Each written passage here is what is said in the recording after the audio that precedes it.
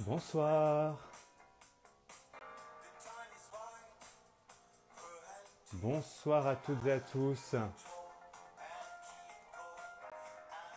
Alors, ce soir, c'est la reprise des speed dating du théâtre et pour ce premier speed dating, on va parler financement de spectacle. Comment financer son spectacle et particulièrement de financement participatif. Pour ça, on aura comme invité Marine de la plateforme ProArty. Et puis ensuite, nous parlerons avec Aurore qui a fait un financement participatif pour son spectacle qui s'appelle Les Immergés de la compagnie La Récré. C'est quoi ce son? C'est Pink Noise Party, qui est le son qui accompagne ma chaîne YouTube, qui est dans le lien de toutes mes vidéos sur YouTube. Il y a un lien vers leur site.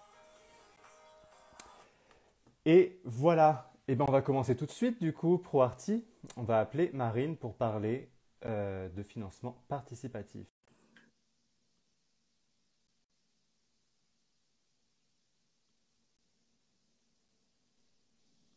Bonjour Marine, Salut Ronan, tu vas bien? ça va bien et toi? Ça va, je te remercie. Ça fait Bon plaisir de alors, te voir. ouais, ben, moi aussi ça me fait plaisir. On va parler de théâtre, ça fait plaisir ça aussi de parler de théâtre. Oui, ça fait plaisir de parler de théâtre à défaut de pouvoir voir une pièce en vrai dans une salle. C'est toujours cool de pouvoir en parler, ouais. Et justement, je pense qu'on va parler de tout ça aussi après parce que Mhm. ça va être un moment difficile, je pense, pour les jeunes compagnies, Ouais, la reprise progressivement. Donc, il va falloir faire appel sûrement à des formes de financement participatif. ouais. Et donc, on va aborder ça, mais avant tout, dis-moi, qui es-tu et depuis combien de temps tu travailles pour ProArty? Alors moi, du coup, moi, tu l'as dit, je suis marine et je suis chargée de l'accompagnement des porteurs de projets chez ProArty depuis presque 3 ans. Et mon rôle, c'est d'accompagner les porteurs de projets, les artistes, les producteurs, notamment dans le monde du spectacle vivant, avant, pendant et après la collecte de financement participatif pour m'assurer que c'est une bonne expérience et que les objectifs sont atteints, voire même dépassés. Ça, c'est quand j'ai vraiment très, très bien bossé. C'est quand on dépasse les 100%. Et donc, ProArty, c'est une plateforme de financement participatif, ça on l'a dit. Ouais. Qu'est-ce qu'elle a de différent des autres plateformes? En fait, elle est assez différente des autres plateformes, déjà parce que avant d'être une plateforme de financement participatif, ProArty, c'est un fonds de dotation depuis 2009. Le fonds de dotation, c'est un peu entre l'association et la fondation d'entreprise. Et ça nous permet d'être autorisés à recourir à la générosité du public et à émettre des reçus fiscaux. Donc ça, c'est plutôt un gros avantage parce que quand les projets sont éligibles au mécénat, les donateurs peuvent défiscaliser. Donc ça, c'est plutôt le gros point positif de ProArty. Alors, ça veut Euh, dire, pardon, une petite précision, ça veut dire que ouais, moi, en tant que compagnie, par exemple, mhm, ouais, si normalement mon association n'est pas reconnue comme d'intérêt euh, général, ouais, d'intérêt officiellement, général, voilà, ouais, en passant par ProArty, j'ai quand même droit à la exactement. défiscalisation. Oui, exactement, puisque c'est nous qui prenons la responsabilité juridique et opérationnelle de sécuriser un peu tout ce dispositif du mécénat. On statue sur l'éligibilité et ensuite on émet les reçus fiscaux en notre nom. Donc c'est archi sécure pour tout le monde. Voilà, gros avantage. La deuxième spécificité, c'est qu'on est entièrement spécialisé dans la culture et la création artistique. C'est vraiment notre grosse différence avec les autres plateformes, c'est que sur ProArty, tu trouveras que des projets artistiques et culturels. Et ça nous permet aussi de faire partie du même écosystème, d'en comprendre les enjeux et d'être très au fait aussi de ce qui se passe dans cet écosystème artistique et culturel. Et la dernière spécificité, c'est qu'on fonctionne pas sur le mode du tout ou rien sur ProArty. Ok. Sur les autres plateformes, tu fixes un objectif. Si tu l'atteins pas à 100%, bah, généralement, tu es obligé de combler toi-même un peu pour espérer récolter les fonds. Et sur ProArty, nous, on considère que c'est contre-productif, donc on fonctionne par palier. Et ça nous permet de présenter un taux de réussite qui est nettement supérieur à la moyenne, puisqu'on est à plus de 90%.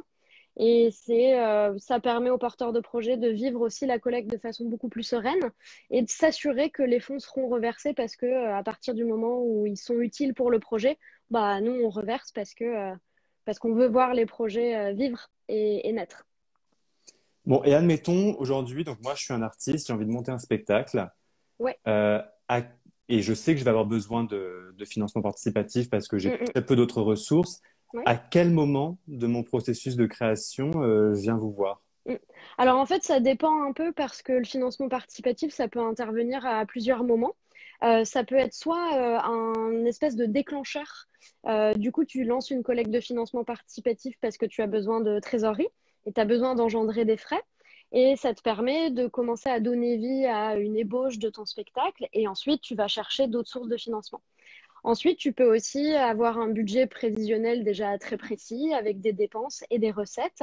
Et tu sais qu'il te manque une petite enveloppe. Et dans ce cas, le financement participatif, il intervient plutôt au milieu ou à la fin du projet, quand tu t'apprêtes, par exemple, à le diffuser, à partir en festival ou à rentrer en résidence. Mais tu as déjà une idée un peu plus précise. C'est vraiment une question de communication et une question aussi de budget et puis de montant que tu cherches à récolter. Et donc, comment ça se passe? Admettons, donc voilà, je suis prêt, j'ai mon spectacle en tête, etc. Je veux me Ouais. lancer. Mhm. Je fais quoi? Alors, tu veux te lancer, bah déjà, tu peux nous contacter parce que nous, on est une petite équipe, mais enfin, notre but, c'est aussi d'avoir un rapport vraiment humain avec les porteurs de projets. Tu peux nous contacter et si tu fais partie du spectacle vivant, tu seras a priori amené à me parler à moi et on va échanger, on va faire un rendez-vous, peut-être même plusieurs. On va essayer de comprendre les enjeux de ton projet. On va s'assurer que ton projet se prête au financement participatif et que c'est le bon moment. L'idée, c'est que personne ne se casse la figure en faisant du financement participatif et il faut que ce soit une bonne expérience. Donc, on s'assure que tout est bien carré, que tu sais où tu veux aller, tu sais combien tu veux demander et nous, on t'aide dans toute cette démarche. Et ensuite, on commence à créer une page de collecte, on la relit, on la valide, on s'assure qu'elle est hyper efficace, on détermine quand elle se lance et quand elle se termine, et puis on y va. Donc, ça veut dire qu'en fait, je suis tout le temps accompagné. Je me lance pas tout Tout le seul. temps. Non, non, jamais. Tu es jamais seul et tu es tout le temps accompagné. Et souvent, tu reçois un petit message très régulièrement, hein. Moi, je m'assure que tout se passe bien, que si ça marche très bien, je te demande comment tu fais, parce que l'idée, c'est que je puisse aussi m'en servir pour les autres porteurs de projets. Si ça tarde un petit peu ou que les débuts sont un peu timides, on fait un point pour voir si tu t'y es bien pris, si on aurait pu penser à autre chose et tout ça. Donc oui, oui, t'es suivi tout au long de la collecte. Il y a un truc qui est souvent important sur les plateformes de financement participatif, c'est les Oui, contreparties. oui, Est-ce que ça, justement, tu nous guides, tu nous aides bien pour les sûr. définir? Oui, oui, bien sûr. Alors ça, c'est une bonne question parce qu'en fait, les contreparties, c'est quelque chose qui vous occupe l'esprit en tant que porteur de projet parce que vous voulez vous assurer de proposer des choses qui vont être hyper incitatives, qui vont donner envie, qui sont hyper en lien avec votre projet. Donc ça, c'est super. Et en même temps, ça peut vite être compliqué et ça peut vite être un poids pour le porteur de projet parce qu'à la fin, tu t'imagines bien que si tu as 150 donateurs et que tout le monde a demandé un marque-page, va falloir que tu les crées, que tu les produises et que tu les livres. Donc moi, j'essaye de te conseiller sur le bon équilibre à adopter. Proposer des choses qui sont incitatives et hyper intéressantes et en même temps qui sont livrables et que tu vas pas traîner à la fin de la collecte de financement participatif comme un boulet. Donc ça, on fait vraiment attention. Et puis par ailleurs, quand les projets sont éligibles au mécénat, on est d'autant plus vigilante en l'occurrence parce que le pôle accompagnement est féminin chez ProArty, parce qu'elles sont vraiment encadrées par la loi. Le mécénat, c'est un don sans contrepartie directe, donc on s'assure que c'est vraiment très symbolique. Et voilà. Ok, oui, c'est pas de l'achat de produits Donc déguisés. c'est pas du tout de l'achat de produits, non. Il y a les deux, un collecte sur ProArty, il y a du pré-achat, de la prévente, et puis il y a du mécénat désintéressé et complètement philanthropique. Là, on a parlé de spectacle, mais j'ai vu Ouais. une question de Christelle qui vient de passer. Est-ce que c'est possible de faire appel à ProArty pour la création d'une collecte participative pour la création d'un lieu culturel? Oui, alors oui, c'est vrai qu'il y en a un peu moins parce que forcément, c'est des projets qui sont un peu moins fréquents, mais Oui. bien sûr, tout ce qui est festival, tiers-lieu, là, il y a quelques années, on a eu un projet de restaurant à Belleville qui s'est ouvert, qui s'appelle le Floréal, et eux finançaient la partie exposition, donc tiers-lieu. Bien sûr, oui, oui, les lieux culturels. Là, ça nécessite un peu plus de rendez-vous parce que c'est toujours un peu plus compliqué. Il faut parler de communication beaucoup et de quel réseau on va aller solliciter pour financer son projet. Mais bien sûr que c'est tout à fait possible. Et en termes de communication, justement, c'est vrai que le risque qu'on peut avoir parfois lorsqu'on lance une campagne de financement participatif, c'est de se retrouver avec bah, ses quelques amis, sa Mm. famille, Ouais, et c'est dommage parce que c'est pas le ouais, ouais, but. bien sûr. Comment on fait justement pour que bah, cette cagnotte, elle soit connue de tout le monde, que Mm, le mm, projet intéresse des gens qu'on connaît pas du tout? mm. Qu'est-ce que tu nous donnes comme clé là-dessus? Alors, c'est une très très bonne question et c'est sûr que peu importe la plateforme qu'on choisit, hein, l'objectif à atteindre, c'est vraiment d'atteindre ce troisième cercle. Le financement participatif, c'est un, deux, trois cercles qu'on va contacter de façon successive, jamais en même temps. Le premier cercle, c'est tes amis et ta famille. Le deuxième cercle, c'est les réseaux sociaux, c'est les gens que tu connais un peu moins. Et le troisième cercle, c'est ces inconnus, ces gens que toi, tu ne connais pas et qui ne te connaissent pas non plus. C'est le plus difficile à atteindre. Et pour l'atteindre, généralement, il faut penser à ce cercle virtueux qu'est le financement participatif. Ça veut dire sensibiliser tes amis, ta famille à communiquer autour du projet, à en parler autour d'eux. Et en fait, de fil en aiguille, tu vas finir par atteindre des gens que tu connais moins. Solliciter les médias aussi, et bien entendu, aujourd'hui, à 100%, les réseaux sociaux. Les réseaux sociaux, c'est à la fois le cercle proche, le deuxième cercle, et c'est aussi des inconnus. Et pour ça, il faut capter l'attention, mais ça, je pense que tu sais bien comment on fait. C'est toujours prévoir du nouveau contenu, c'est prévoir des jolies choses, c'est mettre en exergue les valeurs de ton projet, c'est essayer de chercher un peu toute cette toile qui peut se tisser autour de ton projet et essayer d'identifier des personnes qui pourraient être intéressées. Et pour ça, il faut trouver des ambassadeurs. Des ambassadeurs, des personnes qui sont, par exemple, très touchées par une thématique en particulier et qui voudraient bien en parler. Même au sein de tes amis et de ta famille, hein, tu as peut-être quelqu'un autour de toi qui a une sensibilité particulière à une thématique, et ben, faut y aller, faut le solliciter, faut en faire des ambassadeurs. Les ambassadeurs, c'est les meilleurs alliés d'une collecte. Donc, oui, en fait, si je comprends bien, une collecte, c'est une forme de mini-projet au sein de son projet théâtral. Il faut vraiment le penser avec sa communication Absolument. et son Ouais. animation propre, en tout cas. Oui, oui, tout à fait. Alors, bien entendu, c'est très, très en lien avec le projet, puisqu'on ne Oui. peut jamais ne faire que parler de la collecte de financement participatif, ça n'aurait pas vraiment de sens. Mais disons qu'au sein de ce projet-là, pour lui donner vie, il y a une communication qui est accrue, qui est encore plus dynamique. Et en fait, c'est hyper utile pour ton projet aussi, puisque tu vas faire que t'entraîner à parler de ton projet et puis tu vas le diffuser très largement. Et puis par ailleurs, à la fin, une collecte de financement participatif, quand elle est réussie à 100%, c'est hyper positif, surtout quand tu n'avais pas encore de financement, que tu arrives ensuite face à des financeurs, face à des futurs partenaires et que tu leur dis, bah, moi j'ai déjà 150 personnes qui m'ont donné de l'argent pour soutenir mon projet et qui me suivent, c'est quand même un gros avantage. On a une question de Loïc dans le chat qui nous demande si ProArty prend un pourcentage sur le total de la cagnotte. En gros, et même je vais poursuivre la question, c'est Mhm. est-ce que sur le montant qu'on voit affiché, Mhm. c'est là-dessus que ProArty se rémunère ou est-ce que, enfin, comment ça se passe? Alors nous, sur les collectes en ligne, on prend 8% sur les montants récoltés. Donc en fait, c'est calculé à la fin de la collecte et on conserve 8%. On ne facture pas parce qu'on n'est pas une société commerciale, mais on les garde pour nous, pour notre fonctionnement.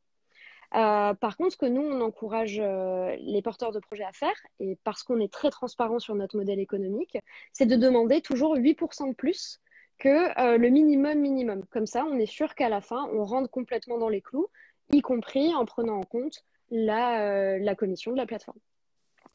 Et est-ce que il y a un montant minimum pour faire une collecte? Alors, sur ProArty, c'est 1000 euros. Ok. Sur ProArty, c'est 1000 euros, il n'y a pas de maximum. Il n'y a pas de maximum. Après, bien entendu, on fait très attention à ça parce que demander trop, ça peut être contre-productif. Donc là encore, on fonctionne par palier et on s'assure qu'on va vraiment atteindre les objectifs. Ça servira à rien de dire qu'on a besoin de 100 000 euros alors qu'en fait, avec 20 000, déjà, c'est super. Voilà, il faut y aller doucement. Il faut peut-être pas être trop gourmand au début. Mais on a plein de surprises, des projets sur lesquels on n'aurait pas forcément parié tout de suite et qui nous ont complètement prouvé le contraire et qui ont dépassé vraiment les plafonds. Et ça fait partie des très belles histoires aussi grâce au financement participatif, quoi. Est-ce que vous vous retrouvez aussi, c'est une question de Christelle que je complète aussi, est-ce que Mhm. vous vous retrouvez à diffuser vous-même des projets auprès d'un réseau professionnel, par exemple, en tant que Alors, plateforme? oui, oui, bien sûr. Alors, nous, on a des newsletters. Alors, c'est plutôt en termes de communication, hein. On n'est pas un diffuseur. Forcément, on adorerait pouvoir faire ça, mais c'est pas possible. Mais par contre, on a un réseau de professionnels qui nous suit, hein, sur les réseaux sociaux, dans nos newsletters. Et tous les mois, on a des newsletters qui partent et qui mettent en lumière les activités de ProArty et aussi les projets qui sont en cours de collecte. Donc ça permet toujours aussi un petit plus en termes de visibilité. Et je vais bientôt arriver sur les dernières questions. Si, donc, admettons, je réussis ma collecte, Mhm. mais finalement, mon spectacle n'a pas lieu. je vais pas au bout de mon projet, qu'est-ce qui se Ouais. passe? Ça, c'est une très très bonne question, surtout en période de crise sanitaire. Alors, nous, on essaye d'assouplir nos conditions, pardon, et nos règles de reversement des fonds. Depuis mars 2020, du coup, on s'est interrogé et on s'est dit que, il fallait que les compagnies puissent bénéficier des fonds récoltés. Donc, on essaye soit de flécher les dons vers un autre spectacle, soit vers le spectacle, toujours le même spectacle, mais plus tard. Donc, on conserve les fonds et on attend qu'ils puissent se faire pour le reverser. Soit c'est sur le fonctionnement de la structure. La rémunération, voilà, ça, il faut qu'on puisse le reverser aux compagnies parce qu'elles en ont beaucoup trop besoin aujourd'hui. On va passer dans quelques secondes à Aurore, qui a monté le spectacle Les Immergés, que tu as Oui, accompagné donc. oui, que j'ai accompagné et qui a largement réussi sa collecte de financement participatif. Donc c'est super qu'elle puisse vous parler de son expérience ce soir. Super. Bon, bah, du coup, je vous invite tous à rester en ligne. Et Marine, je te remercie. Ah ben, avec grand plaisir, merci à toi surtout. Et puis Et peut-être à très bientôt. ben, j'espère à très bientôt, peut-être pour un projet, on ne sait pas. Peut-être, peut-être. Avec plaisir. Super. Bah, merci beaucoup et puis Bonne j'appelle soirée, Aurore tout de ouais, suite. ça Bonne marche. soirée. Alors, Aurore, Les Immergés, qui est un spectacle qui s'est créé ou devait se créer à la Folie Théâtre. Hop. N'hésitez pas à poser vos questions. Oula, déjà, bonjour Aurore. Tu, Salut. Alors, je sais tu pas vas si ça bien? capte très bien. Oui, je vais bien et toi? Mais très bien, oui, je t'entends bien, donc tout va bien, je pense. Ok, super. Alors, donc on vient de faire un petit tour du financement participatif à Avec Marine. l'instant. Mm. Et donc, toi, c'était pour le spectacle Les Immergés à la Folie Théâtre en 2020. Alors, première question, déjà, est-ce qu'il a eu lieu ce spectacle ou pas? Ouais, alors il a eu lieu. On a joué du 27 août jusqu'au 29 octobre. On devait jouer jusqu'au 7 novembre. Et avec le reconfinement et le couvre-feu, on a eu quelques dates annulées. Mais du coup, on a pu jouer 24 fois quand même. Donc il a eu lieu. Bon, super, c'est déjà une bonne chose. C'est clair. Est-ce, à quel moment du projet tu t'es dit je vais avoir besoin d'un financement participatif? Bah, c'était bien en amont parce que justement, donc nous, c'était le premier projet de la compagnie. Donc, on n'avait pas de trésorerie, tu vois, disponible. Et il y a beaucoup de choses que tu dois avancer avant le spectacle. Donc, ça dépend pour la salle si tu es acheté en co-réalisation ou en location, etc. Mais de toute façon, tu as le décor, tu t'engages dans des dépenses pour embaucher des comédiens, pour les assurances, pour rien que payer dans ta structure ton compte en banque, etc. Et c'est des dépenses que tu as à faire en amont avant de recevoir ta billetterie que tu as bah, quand tu joues. Du coup, on l'a fait, nous, vers avril. Et parce que c'est aussi un élément de communication, en fait, ta campagne de financement. Attends, je sais pas si ça a coupé. Alors, je t'ai perdu. Oui, c'est bon. Ouais, j'avais plus trop de bêtes.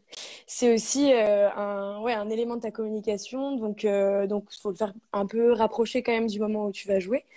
Donc, on l'a fait en avril et ça s'est super bien passé. On a été très bien accompagnés par ProArty. C'est vrai qu'avec la période de confinement, on se demandait si ça allait marcher ou pas. Et en fait, bah, nos proches avaient super envie que les théâtres réouvrent, de pouvoir venir nous voir. Et donc, on a commencé, comme Marine l'a dit, avec le cercle assez proche. Et une fois qu'il y avait un peu de sous dessus, ce qui crédibilise le projet et la cagnotte, on a pu le partager à un plus grand nombre de personnes, quoi. Est-ce que tu as tout de suite pensé au financement participatif, avant même de choisir ProArty, hein, je veux dire, mais est-ce que tu as tout de suite pensé à ça ou est-ce que tu as pensé à d'autres formes de financement, des demandes de subventions, des choses comme ça? Non, non, alors j'ai pensé à tout, enfin un maximum de choses. Justement, je me disais comment je peux faire, vu que quand même dans le théâtre, la plupart des projets qui sont achetés ou subventionnés, il y a quand même des gens derrière qui ont déjà travaillé. Et moi, c'est la première pièce que j'écrivais. On venait de monter la compagnie et la plupart des comédiens, on sortait d'école. Donc il y avait personne de très, pas forcément connu, tu vois, mais quand tu fais une demande de subvention, ça va jouer les expériences précédentes. Du coup, on a eu des subventions et donc ça, c'était super chouette. On a fait des demandes, mais tu vois, entre le moment où tu demandes et le moment où tu reçois, il y a énormément de temps. Et donc, le financement participatif, c'était un de nos leviers de financement, avec aussi la billetterie que tu récupères. Donc, on avait pensé à plein de choses, mais moi, je me suis dit, on fait tout, enfin, tout ce qui est possible, puisque Le but, c'est que on puisse quand même faire un projet qui est rentable. Pour un premier projet, c'est assez rare, afin de le continuer, pouvoir rémunérer les artistes et peut-être faire d'autres projets, tu vois. Oui, c'est ce que je vois parce que donc sur la page de ton projet, on voit il y a tout le budget qui est détaillé et tu intègres déjà en prévisionnel à l'époque la billetterie de à la Folie Théâtre. Ouais. Bah, je savais que, enfin voilà, c'est ce qui arrive parfois dans le spectacle vivant, si t'es pas acheté, donc c'est souvent dans le théâtre public que tu vas être acheté. Donc nous, on jouait dans un théâtre privé. Jouer dans la salle, donc soit tu es en location, soit tu es en chorélisation, il y a une partie de la billetterie que tu vas pas toucher, c'est le théâtre qui va la toucher. Donc ça peut faire que, voilà, même si ton spectacle coûte pas très cher, en l'occurrence, nous, on est 7 sur scène, donc ça fait beaucoup d'artistes à rémunérer. La billetterie peut ne pas faire que tu subviens à tous tes besoins. Donc c'est pour ça qu'il y a des subventions à côté ou du financement participatif bah, pour anticiper ces dépenses-là. Et puis tu sais pas vraiment si ça va marcher, la billetterie, si tu vas Oui. recevoir tout ce que tu anticipes, etc. Donc nous, on a eu beaucoup de chance, ça s'est très bien rempli. Enfin, beaucoup de chance, on a beaucoup bossé pour ça. Ça s'est bien rempli, mais bon, il y a quand même des spectacles où tu peux avoir une billetterie beaucoup moins haute que ce que tu imaginais, quoi.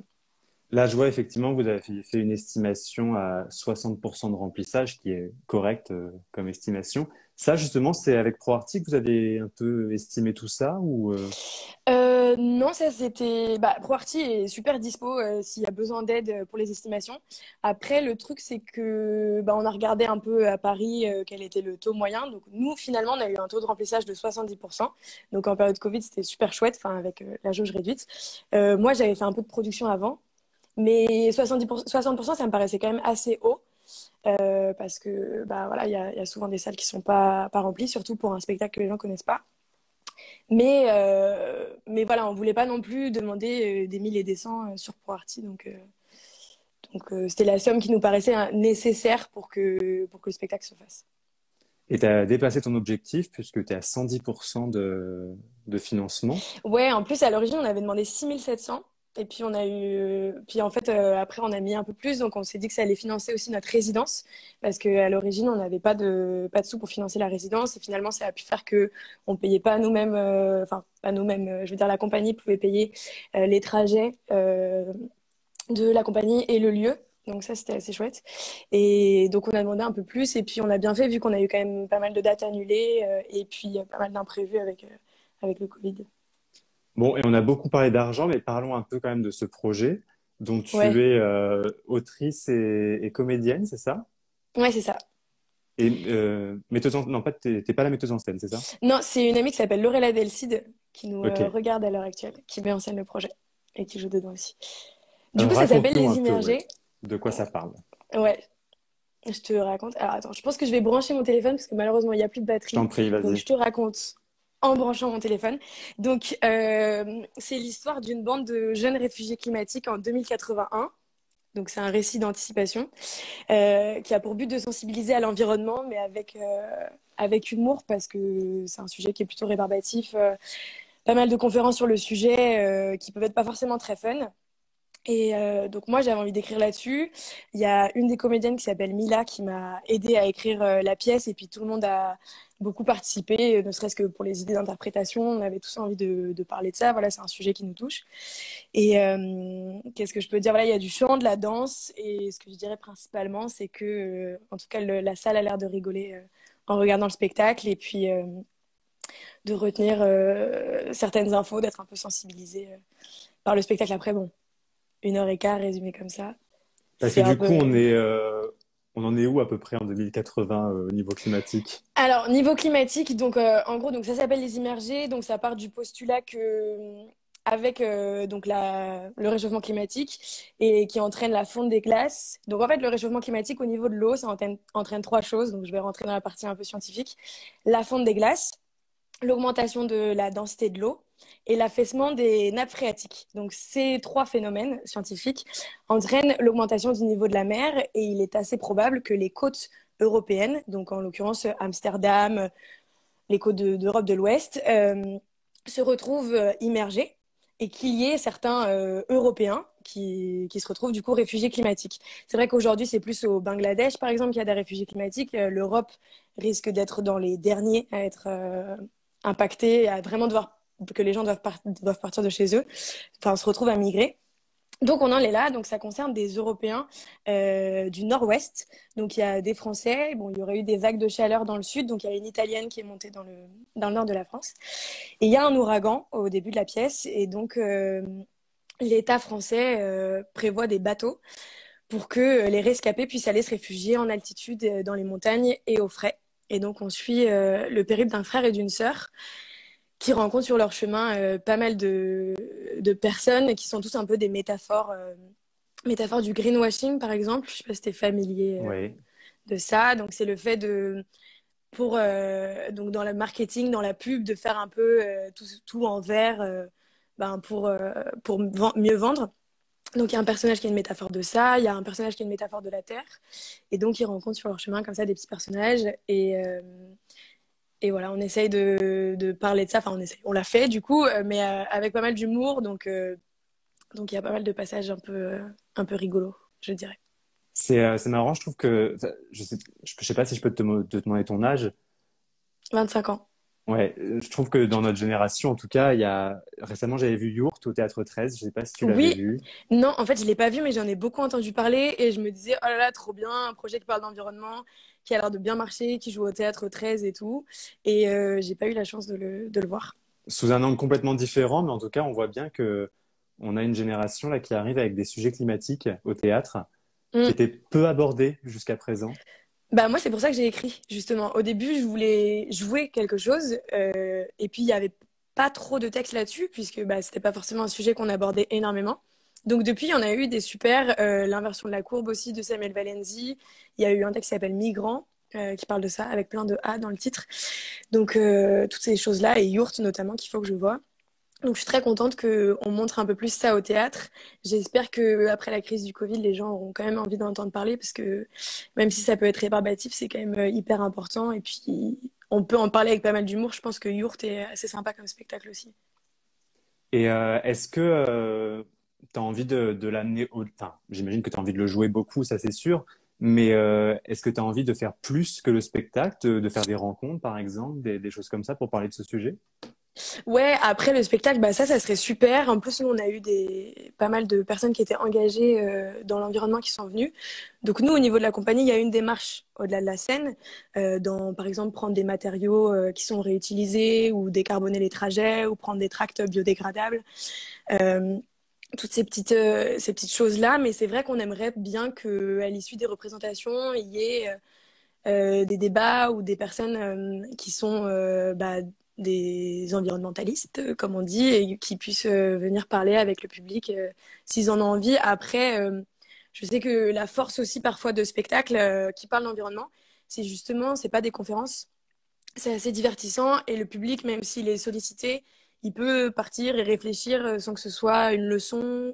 Euh, donc, euh, donc voilà, c'est quelque chose qu'on a envie de faire. Après, il faudrait trouver bon, bien sûr, il faudrait que les théâtres soient ouverts, déjà, Oui. mais trouver une forme qui fait que pour le public, la force du spectacle, du récit, où tu as une liberté, en tout cas en tant que spectateur, d'adhérer ou non, de rester ou non, soit maintenue. Parce que justement, c'était ça qu'on voulait faire, quoi. Tu as abordé là, la question des tracts, des matériaux, etc. Je me dis, quand on est une jeune compagnie, donc on est obligé de faire une campagne de financement participatif pour se payer, etc. Souvent, les matériaux qui sont éco-responsables, c'est pas les moins chers. C'est super Euh, cher. voilà, aller faire des tracts, hein, on sait que faire des tracts sur du papier très plein de produits chimiques, c'est moins cher que sur du joli papier biodégradable. C'est Comment clair. on arrive à s'équilibrer justement dans ces cas-là? Et ben avec une cagnotte de financement participatif, justement. C'est ça. Non, en vrai, il y a eu, ben, c'est ça, certains financements, certaines bourses qui nous ont permis justement de payer ces tracts biodégradables. Après, il y en a aussi sur papier. Alors attends, j'ai perdu le mot, mais tu sais, tu les plantes et ça devient des fleurs. Mais alors ça, c'est Des papiers encore ensemencé. ensemencés. Ensemencé. Donc ça, c'est encore plus cher. Du coup, ben, nous, ce qu'on s'est dit, c'est que voilà, le théâtre nous conseillait de prendre 10 000 flyers pour que... Enfin, c'est ça le chiffre. Et on s'est dit, bon, on va commencer par 2 000 et on verra si on les écoule ou pas. Donc, il m'en reste encore plein. donc c'était pas le bon plan. Enfin, mais heureusement qu'on a réduit. Donc voilà, on voulait vraiment que ce soit des flyers biodégradables, etc. C'était hyper cher de les prendre ensemencés, donc malheureusement on n'a pas pu le faire. Mais on a réduit la quantité. On a fait, il y a eu Monsieur Mondialisation qui nous a repartagé. On a essayé de faire en sorte que notre communication soit des choses qui soient pas matérielles. Donc voilà, les réseaux sociaux, même si c'est pas matériel, tu branches quand même ton téléphone, ça émet du CO2, etc. Donc le bouche à oreille, ça reste quand même la chose qui est la moins matérielle de la Terre et qui marche bien. Donc solliciter les gens à la fin du spectacle. Voilà, un peu tout. Je sais que Yurt avait une super bonne idée. À Avignon, ils avaient pris des cartons et ils avaient fait des tampons. Sinon, voilà, il y a des drapeaux, mais là, c'est sûr que tu peux difficilement. Déjà, tu peux pas trop parader quand c'est pas Avignon. Et Oui. puis, de toute façon, les gens prennent pas trop les tracts. Donc je dirais que franchement, c'est pas du tout impossible, mais il faut juste être un peu inventif et se dire, ok, c'est pas trop dans les codes. Qu'est-ce que je peux faire d'autre? Enfin, nous, c'était la ligne directrice du théâtre de faire des tracts. On pouvait pas faire des tampons sur des cartons, même si moi j'avais très envie. Donc, on s'est dit, bon, bah, tract ensemencé au biodégradable.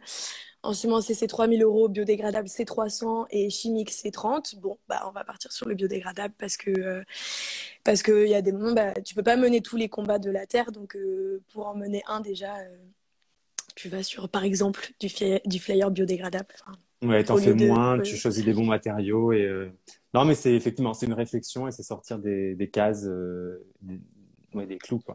Ouais, puis il y a plein de choses dont on n'a pas tant besoin que ça finalement. Enfin, rien que voilà, utiliser des matériaux déjà utilisés pour le décor, ça se fait plutôt bien. Après, c'est sûr que bon, si tu joues à l'Odéon, il faut quand même des grands et beaux décors, c'est ce à quoi le public s'attend. Mais nous, comme on n'avait pas un public d'habitués, vu que c'est le premier spectacle, on était assez libre de faire ce qu'on voulait là-dessus. Et encore, on a vu des très beaux spectacles avec très très peu de choses sur scène parfois.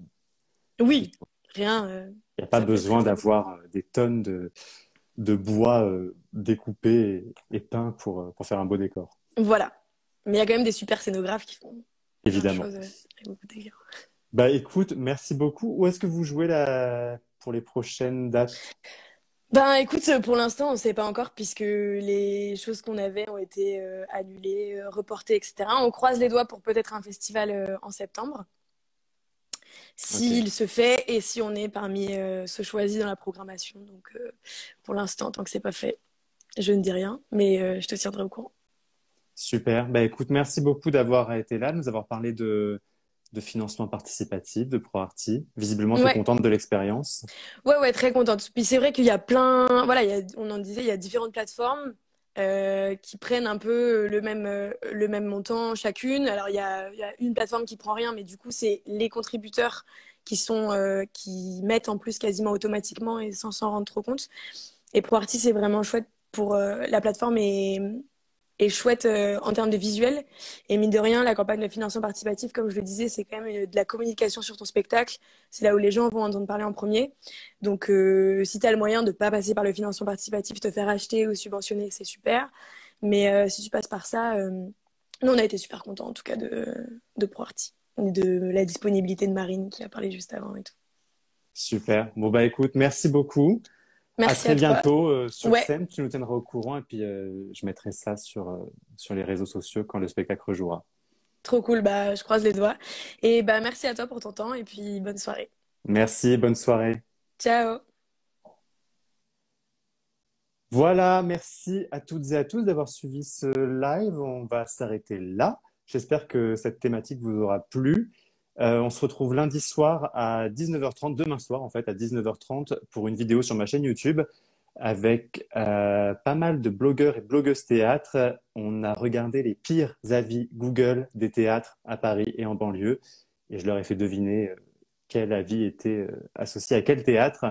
On a pas mal rigolé. Voilà, c'est la vidéo de demain soir à 19h30 sur YouTube. Et puis cette vidéo, ce live, si vous l'avez raté, il est à retrouver en replay sur l'Instagram TV de ce compte Instagram et sur la chaîne YouTube la semaine prochaine. Je le mettrai en replay. Pour plus d'infos, ProArty, proarty.fr tout simplement.